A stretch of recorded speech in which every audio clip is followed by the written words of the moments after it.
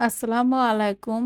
সবাইকে আমন্ত্রণ জানাচ্ছি তেলে ভাজা বিস্কিটের রেসিপি দেখার জন্য। চেষ্টা করেছি খুবই সহজ আর মজার করে তৈরি করতে। তো চলুন দেখে নিন এর পুরো প্রস্তুত প্রণালী। বিস্কিট বানানোর জন্য প্রথমে একটা বাটিতে নিয়ে নিচ্ছি হাফ কাপ চিনি। এর মধ্যে দিচ্ছি 1/4 কাপ লিকুইড দুধ। এখন এই দুধের সাথে চিনিটা খুব ভালোভাবে গলিয়ে নিতে হবে। আমি মাইক্রো ওভেনে 10 সেকেন্ডের মতো দিয়ে গলিয়ে নিয়েছি।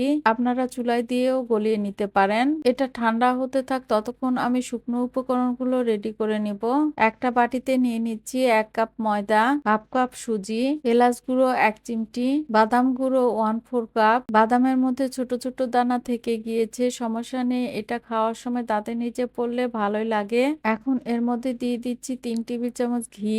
আপনারা শুধু ঘি দিতে না চাইলে ঘি আর তেল দুটো মিলিয়েও দিতে পারেন। এখন হাত দিয়ে সবকিছুকে একসাথে খুব ভালোভাবে মিশিয়ে নিচ্ছি। সবকিছু মিশানোর পর যখন দেখবেন যে এরকম মুঠো করে নেওয়া যাচ্ছে, তখন বুঝবেন যে ঘিটা দেওয়া একদম পারফেক্ট হয়েছে।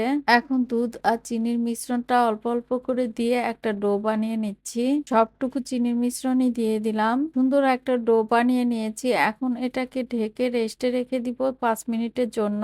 5 মিনিট হয়ে গিয়েছে। এখন এই ডো থেকে ছোট ছোট লেচি কেটে নিব। সবগুলো বিস্কিটের সাইজই যেন সমান হয় তাই একটা চামচ দিয়ে মেপে নিচ্ছি। হাতের মধ্যে একটু মথে নিয়ে গোল করে নিচ্ছি। এবার হাতের তালু দিয়ে চেপে কাবাবের মতো করে নিচ্ছি। বিস্কিটের কিনারাগুলো একটু চেপে চেপে দিচ্ছি।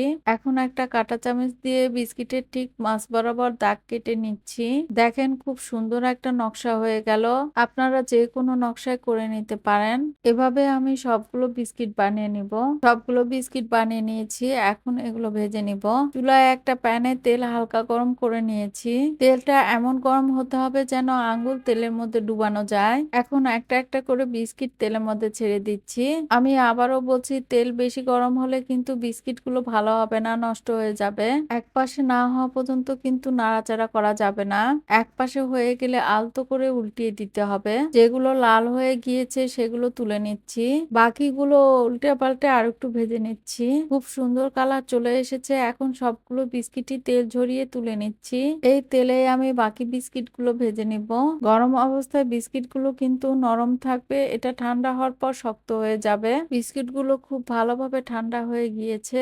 ভালোভাবে ঠান্ডা হওয়ার পর কোনো এয়ারটাইট জারে বিস্কিটগুলো রাখতে হবে। আমি একটা ভেঙে দেখাচ্ছি, দেখতেই পাচ্ছেন কত সুন্দর হয়েছে। আশা করি আমার আজকের রেসিপিটি আপনাদের কাছে অনেক ভালো লেগেছে। সবাই ভালো থাকবেন। আজ এই পর্যন্তই। আল্লাহ হাফেজ।